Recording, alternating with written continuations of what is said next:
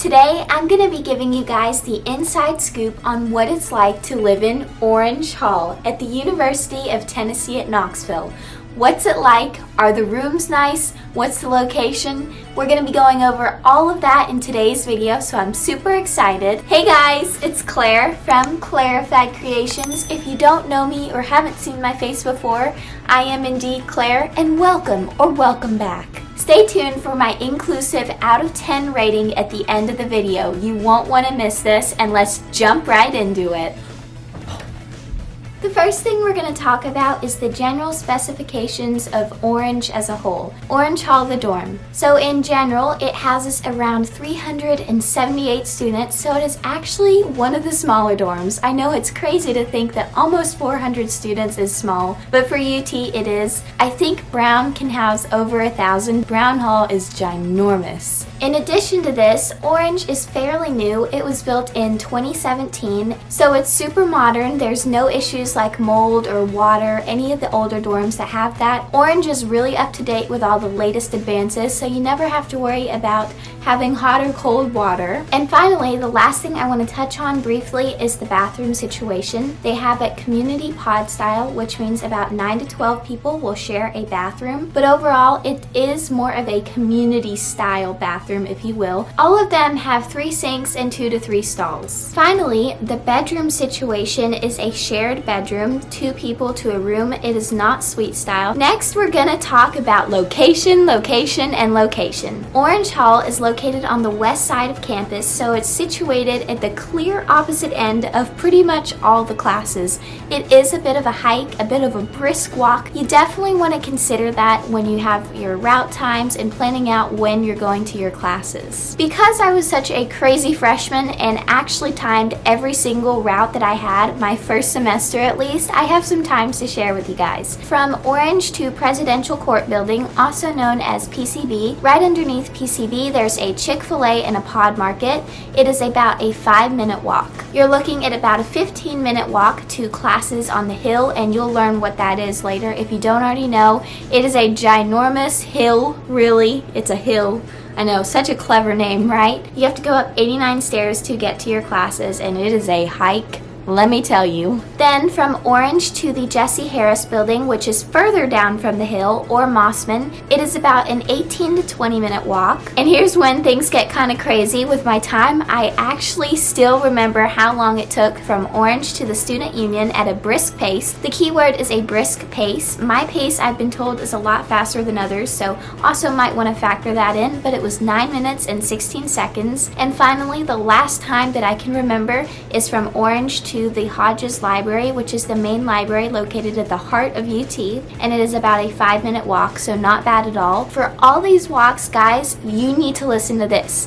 Take the shortcut. The shortcut is going to be on Church Row or Road. I can never remember. But you go down that way. Do not take Ped Walkway. It'll take you so much longer to get to your classes. I did that for the first about 10 weeks. I had no idea that you could just cut through Church Row, swing by PCB, and it'll save about 5 minutes. I am not kidding. Use this route. Next, we're going to move on to the amenities at Orange. I'm sure you guys want to know all about what they keep in stock for you guys as students, because you are paying roughly $3,650 per semester. You want to get your money's worth, so highly recommend taking advantage of everything you can while you're at UT, so that way you're not feeling like you're being cheated, because it is pretty expensive. Each floor has a study room and a lounge room. The lounge room is kind of like a large living room where there's a TV and a bunch of couches, tables, and chairs. That way you guys can sit down and really relax. A lot of people like to hog this area, at least on the second floor. That was the way it was last year. If you weren't in that group of people, it was kind of unspoken. You never sat there. Also, on every floor, there's going to be a small kitchen. Now, it's not going to be your gourmet kitchen with all the essentials. They only have a couple things, and sometimes their cupboards are bare. So I definitely consider bringing everything you need to college. That way you have all your kitchen supplies. You can check them out from the front desk, but no guarantees they'll be there or in very good condition. The kitchens have a microwave and a stove. Some kitchens don't have an oven. I've been on all 4 of the floors, but I haven't haven't really explored all of the kitchens, so I'm not for sure, but I believe that the first floor kitchen is the only one that has a working oven, and then the second floor only has a stove. It does not have an oven, so also make sure you're aware of that, so that way you can kind of plan accordingly. The first floor has some mailboxes, which is where you'll get all of your mail, so your letters, your dear loved ones that send you all those precious moments in the mail, you can check in your little mailbox. It is shared between you and your roommate, so that's also something to know.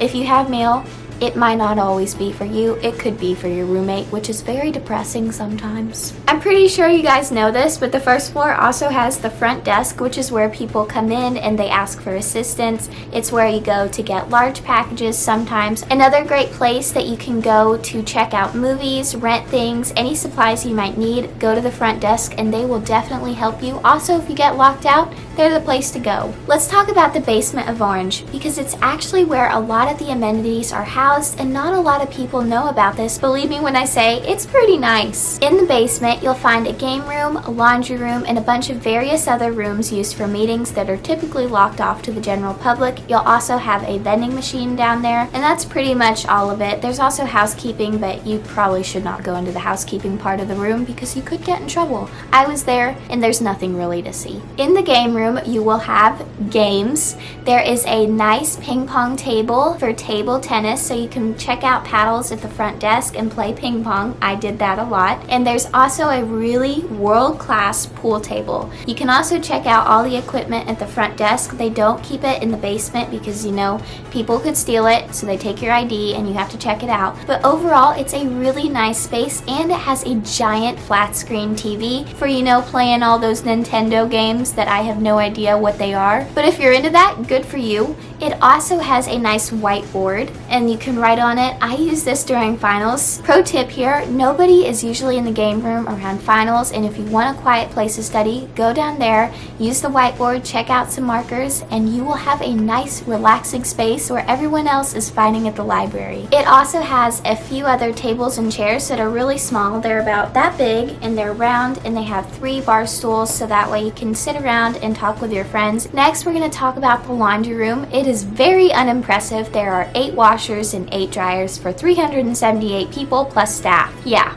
You can imagine it is not the most ideal situation. There are 2 tables and a few chairs around each table to sit at. There is not much room at all, and if you don't get there early or do it at some weird time in the night, you're probably not going to get a washer or dryer, so plan accordingly as well. Moving on to the room amenities. I know you guys are probably also very interested in what all comes with the room, because as a freshman, you have no idea. You're just being thrown into this whole college thing and left to fend for yourself. Don't you worry though, Clairified Creations has some insider tips to help you get through this college experience. As I mentioned earlier, the room is shared with one other roommate. In the room, you have a microwave, a mini fridge, 2 recycling bins, 1 trash can, a dresser with 3 drawers that are pretty small, which can fit under your bed or anywhere you'd like, a side table with a little bin for storage, and there's 1 drawer in there. Then you have blinds on your window, no curtains. And then obviously you have your bed frame and your bed mattress. It is as hard as a rock, so you're gonna need a mattress cushion. One other thing I did forget to mention is there is a small desk that does extend out, so that way you will have a little bit more space. I didn't figure that out until about halfway through the first semester.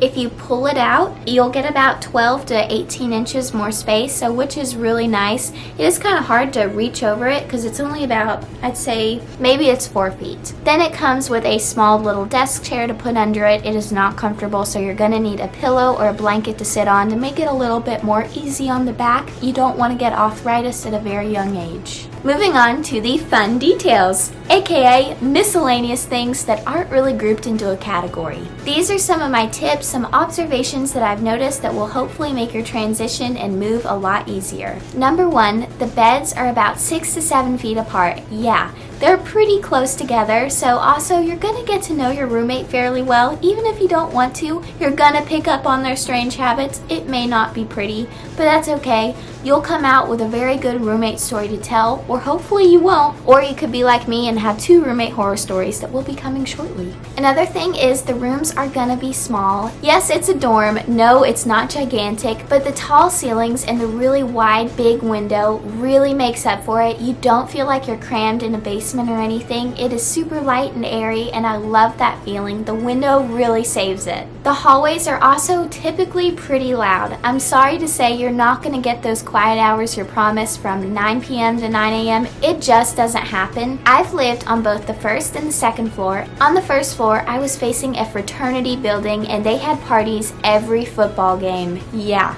it was not the most pleasant. We could hear the sounds vibrating in our dorm room, and it was not great. But once I moved up on the second floor, I didn't have to deal with that issue whatsoever. But I did still hear the occasional loud hallway people pretty much every night, if we're being honest. The parties, and sometimes there was this one time around 12 o'clock at night, the people were banging on the floor, and with the ceiling, you could hear people stomping. I don't know what was going on. There was a massive party or something. But if you guys can avoid being in the middle of the hallway, definitely try and be on the ends, because it is going to be a lot quieter. Towards the middle is where all the seating areas are, and if you're close to one of that, or if you're close to the first floor hallway lobby, it's going to be super loud because everyone's coming in and out. A good thing is you will get used to it eventually, or maybe you won't.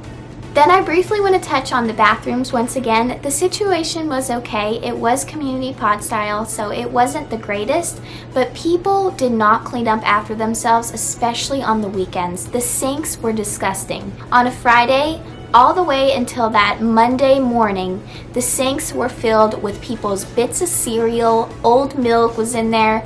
It was gross. Like, why can't people just clean up after themselves? The world would be a much better place, but unfortunately, we all got to deal with that. It's gonna be not the most pleasant sometimes, but it'll get better next year. With all that being said, here is my overall rating out of 10. Like I promised you guys, I'm gonna be considering location, your value, and your cleanliness. For Orange Hall, I'd rate it as a 7 out of 10, and I probably would recommend staying here. If you don't mind the longer walks and that doesn't bother you, you can save a little bit of money, because believe it or not, Orange is one of the cheapest halls offered at UT. Anyways guys, that sums it up. I'll see you guys later. Bye!